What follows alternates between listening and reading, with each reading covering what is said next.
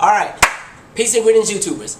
Okay, so this is part 2 of my R&B is Dead, What the F Happened series, alright? In part 1 I kind of talked about how I felt that R&B used to have a lot of variety in its heyday and how you could play a whole bunch of different songs and they were all R&B songs, but they all had different elements and different qualities to them that made you enjoy R&B as a whole and not get bored with it, okay? And it's kind of something that's going on today with music. We're just bored with R&B. We're bored as hell. And that'll be in part 2 where I'll talk about how dry it is at the moment, okay? Some people on this wall I have back here might be in danger of getting told. It might be the person that doesn't have a frame on their poster because it fell off the wall.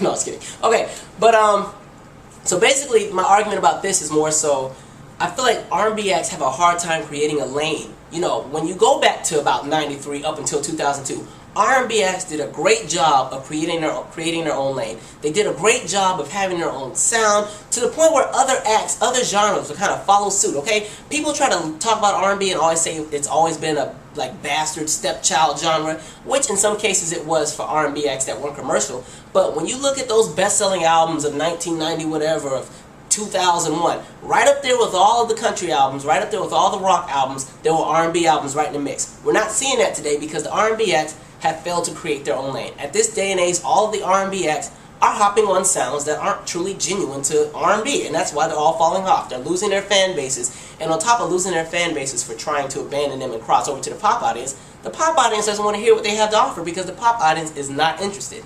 And I think that's where these acts have to draw the line. I was just thinking back to like when I was like 2nd or 3rd grade. I remember watching freaking Madonna's Human Nature video. And you remember Madonna used to be a say-all-be-all in the 80s, and then she kind of died in the 90s and made a comeback in the 2000s. But for a brief moment in time, Madonna was getting dragged through the mud by the R&B acts that were commercial because she just was not having a good time. Like, you look at that Bedtime Stories little era, Madonna went and called Babyface, called all the Janet's backup dancers. I was like, is that Shawnette Heard in the Human Nature video? And why does Madonna have cornrows? And why is her hair black? You know, but R&B was so popular at the time, it was technically mainstream. So if you were a pop act, you kind of have to follow suit. Because one thing I always say about pop, pop doesn't have its own distinct quality or its own distinct sound. Pop is just whatever's popular at the moment. So whatever sound is in is what pop acts are going to follow suit on. Let's just say right now, folk becomes the say-all-be-all, or bluegrass, okay? Best believe, next era, Justin Bieber and everybody else who's a really big pop act right now would come out with a folk album. Because they're pop acts, they have to kind of follow whatever trend is popular. Hell, even Rihanna would come out with the folk album if that's what was in. But what I'm saying is, you know, R&B had its own lane. It was just creating its own little, you know, it had its own vibe that everybody would kind of follow suit on. So from like 93 to 2002, the whole urban, the whole R&B, the whole I'm down, the whole I got a little bit of street cred, that was in. All the big pop acts that were having a great time in the 80s were having a hard time crossing over into the 90s because there was no distinct sound. Grunge was having a great time. Country was doing their thing. R&B was doing their thing. Rap was doing their thing. But the pop acts, what did we do with them? A lot of them died and fell off, right? Look at some of the boy bands like freaking New Kids on the Block, okay? They were the biggest thing coming into the 90s. Whatever song they had. I sound way off key, okay? Just act like I didn't hear that. But they were like the biggest thing out. And then what did they do? They said, we got to be a little bit more urban. They saw Color Me Bad. Remember the group, I Want to Set You Up? You know, they must have saw Color Me Bad having a good time. They're like, you know, we got to be a little bit more urban. So New Kids on the Block came out with that urban album, and it did absolutely nothing. But, hey, fair attempt. But I'm just saying, the pop acts were hopping on it. And even if you go into, like, we can skip to about 2002, when the big pop explosion was starting to die down. And you remember how during the pop explosion, a lot of those pop acts all had very similar sounding songs. They all kind of stuck with the same producer. So all the songs sounded the same, but they had different elements. So the Christinas and the Britneys and the NSYNCs and Backstreet Boys, they were just on a sugar high having a great time. But come around 2002, 2003, pop was kind of becoming corny, and it was still cool to be extra urban. So all of these pop acts, they start going left field. Justin Timberlake got the cornrows or whatever, and now he's black until he was on that episode of Punk'd, and until he got in trouble with Janet and went back to the other side. And then, you know, Christina Aguilera, even with the little script era, even though I don't think she was trying to deliberately copy, I guess, R&B, she's very soulful. But, you know, for Christina, for that moment, she was even trying to be a little extra hood and, you know, bet you somebody's gonna call the cops. You know, she had a little dirty. And then Britney Spears was working with Snoop Dogg and R. Kelly and, you know, whatever that song is, the outrageous. And I'm like, okay, so all the pop acts are sitting there, you know, following suit with the R&B. R&B just really had it in the bag like that. So I'm trying to figure out what freaking happened to get R&B to the point where it is now, where it's a joke. Nobody wants to have anything to do with R&B. The only people that even check for R&B are the big R&B heads like me that complain all the time about how the 90s were so great and how they hate everything. And, you know, so, time out. Okay, I'm back. I swear, I don't know why people always want to call every single time I'm actually making a video. Every time I make a video, somebody want to call. Good thing my phone was on silent and didn't interrupt me.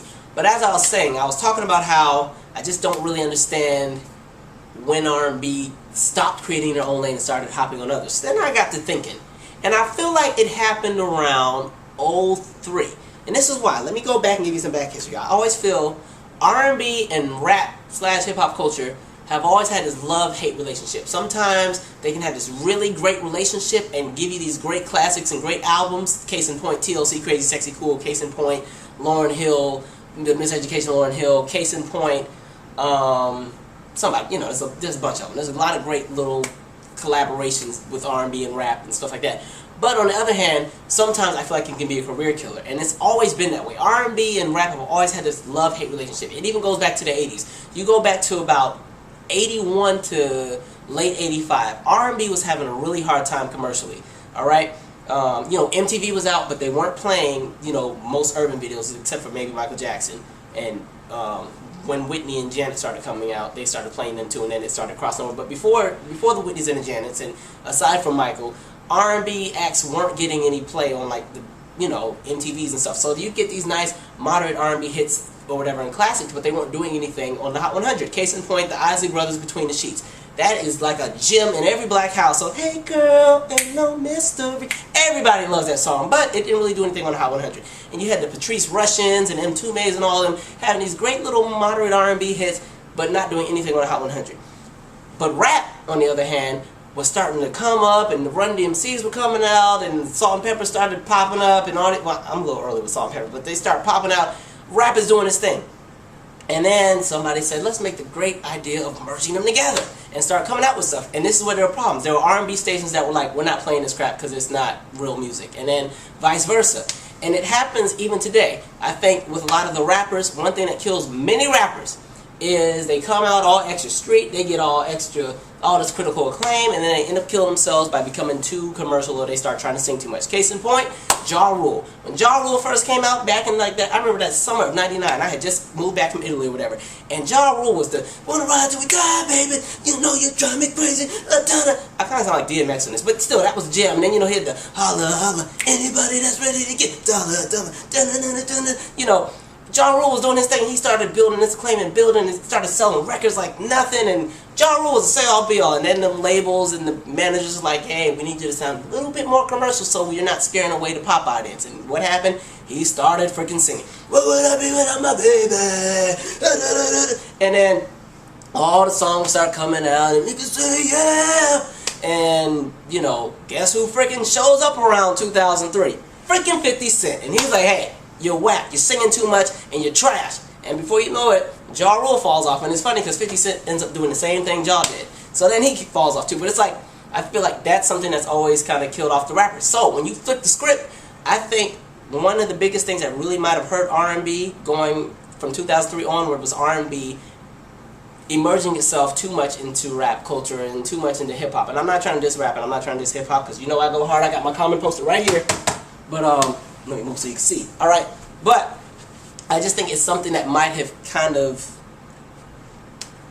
it turned the table. So I think that's when R&B stopped creating their own lane, and they started kind of merging into other lanes. Alright, case in point, I'm looking at the crunk movement. I remember up until 2002, R&B was still doing a really good job of kind of doing their thing, and then, you know, there was always a really good balance. And then crunk starts coming out around '03, and we start getting low, and Ying Yang Twins are popular, and all, you know, people were partying. We in the club just, well, I wasn't in the club yet because I was in like 8th or 9th grade or whatever, but I was at that little school dance from 7 to 9, just in there getting down, whatever. So I'm doing all that partying down, having me a good freaking time, all with the crunk movement, okay? So we're getting crunk, and the R&B acts like, hey, we want to get crunk too. So then the R&B acts start getting crunk, but at the same time, not all of them are getting crunk. So it's just a few of them. It's just a few that are getting crunk. So some are getting crunk or whatever. 2003 rolls by, now we're into 2004, and then a lot of the other acts are starting to hop on it. You got the Ushers kind of hopping on the crunk movement with the little yeah, but at the same time, Usher could give you yeah, but then you go to the rest of the album and it's still very R&B, you know, do it to me, I wanna feel you, touch my body, baby, you know, so they still got that going, and you know, so Usher's still commercially appealing, but he knows how to balance it out, or whatever, so he has a little crunk thing, but he's still very R&B, and you have like the Mario Booms, and Sierra's out with Goodies at this point, and Ray J has that Sweat song, and all the people are doing all these different, you know, the R&B acts are hopping on to the crunk sound, but it's not all of them, and you know, now it's rolling into 2005. We're still getting crunk, but there's a lot of R&B acts that are coming out that, you know, they're not really doing the crunk thing. You got Keisha Cole that pops up out of nowhere. She has a great little R&B run for a minute in 05. Life Jennings comes out. A. Marie has that big hit with One Thing with the go-go sound and the instruments. Destiny's Child that came back out, and y'all remember like the Cater to You video. I always crack up at that video because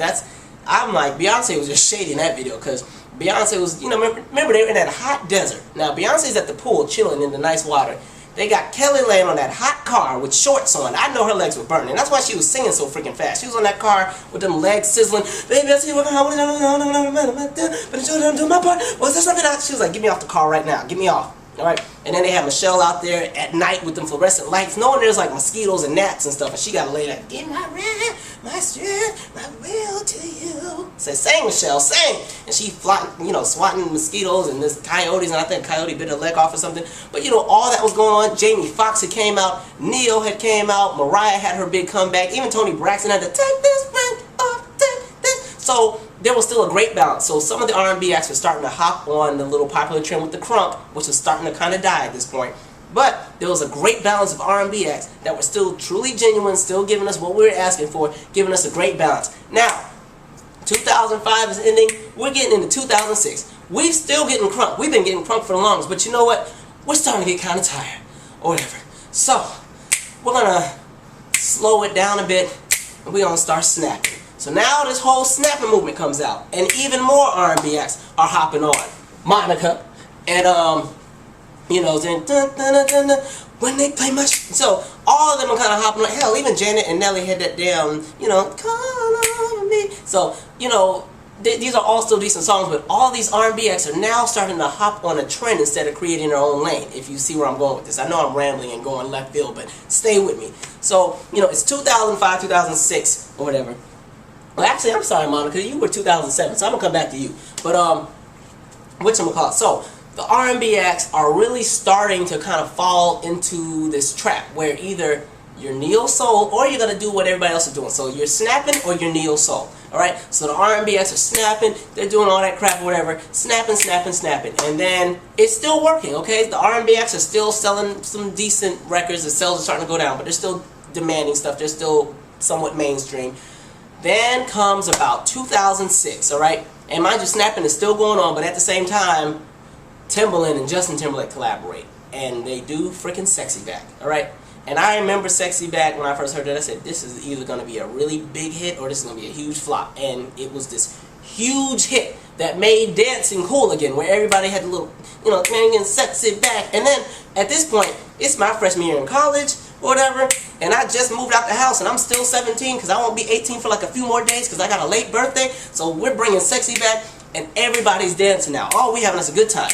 And at this point, it's making the whole little dance movement cool again. Because remember, Justin a few years ago had cornrows. But now, it's cool to do the Euro pop thing because it's funky, it got some bass, and he got Timbaland in the video, which gives him some street cred. And then Nelly Furtado gets on the same sound. She's working with Timbaland, and then the R&B acts start following suit. So then you have the Neos coming in with the I just can't stop, I just can't stop. And the rest of the R&B acts are starting to follow suit. And Danity Kane's have, well, they're kind of pop but urban, and they're doing the whole Damage thing. Janet comes out with like the Feedback, and all these R&B acts or pop acts that once had their own lane are starting to hop on this specific sound. And maybe I shouldn't have threw Janet in there, but oh well. So they're all hopping on this sound. And dance hasn't gone anywhere since. Dance has just been doing it. This whole Europop dance sound has been doing its thing since like 06 to today. It's just been going, and it's to the point where it's the sound you have to do, or you're just gonna, you know, sorry, my little computer's tripping.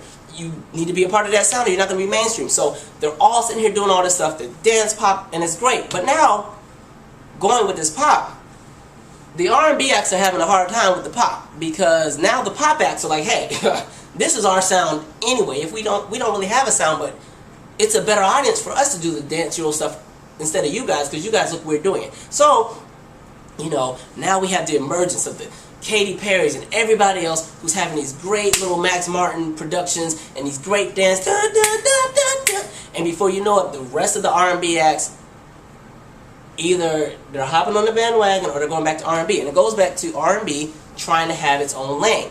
But R&B hasn't been in its own lane since 2002, before the whole crunk movement. So it's like, where do the R&B acts go? Okay? Because you can't go back to 2002, because 2002 is now outdated or whatever. And I think that's what's killed off so many R&B acts. There's no distinct sound for them. Somebody, you know, who was to say all be all in 2002 with their great R&B production doesn't know what to do in 2012 if they were fool enough to hop on all the different trends and start snapping and getting crunk, and then fast forward 2012, they don't have their own lane for themselves. They can't go back. R&B is now in the dust, and radio's kind of abandoned it. As a matter of fact, speaking of radio, all the formats are starting to, you know, merge together into one big giant thing, and it's like, R&B, what do you do with it? Because right now R&B is not in. And a lot of the R&B acts are kind of, they don't know what to do either. And this is why I'm like, you have to figure out how to create your own lane. You can't go back to what you're already doing. It's kind of like if you get a new freaking puppy, a freaking Saint Bernard, okay, little Beethoven. You've been giving him his little kibbles and bits all this time, but he starts growing. He's not going to want to keep eating them same kibbles and bits when he gets bigger. He's going to be looking at you at the table like, give me a piece of your bacon or I'm going to come and bite your rib off. As a matter of fact, I want the pancake too. Alright, give it to me now. Alright, and I feel like that's what's happened with R&B. Y'all are still trying to give us these kibbles and bits, and we're like, we're past this. You got to give us more than that. I love that the R&B acts like to sample stuff from the 70s and the 80s, but y'all got to get creative. You got to do something that's going to make people want to, you know, invest in you. And I feel like I went too long in this video, and I probably should have made this part 2 parts, so let me go ahead and stop. What I'm just saying is, the R&B acts of today have a hard time creating their lane. The neo-soul artists are having them a great time. They're just fine, because they're boiling grains and getting high, and they're in the little living room with the beads hanging from the roof, having a great time. But the other R&B acts that were commercial in the 90s, commercial in 2001, commercial in 2002, 2003, who might have had some moderate success, are having a really hard time fitting in 2012. Alright? And, God, Monica, this might be for Monica, alright? I really like Monica. I go hard. Like, me and Monica, before you walk out my life, I went hard for that song back in the day. But Monica, I went and I had bought the New Life album, because I said, oh, she has a new life. I'd like to hear about it. So I said, let's hear the New Life. And I put the album on, and it was like the most, God, it was the most PBS doing primetime album I've ever heard. It was so dry and boring. And I mean, she can sing you under the table, but I'm like, you know what? I'm going to shut up. I'm going to shut up. I'm going to save it for part 3. So if you really want to hear what I got to say about Monica and some of these other people, see part 3. Alright, I'm done.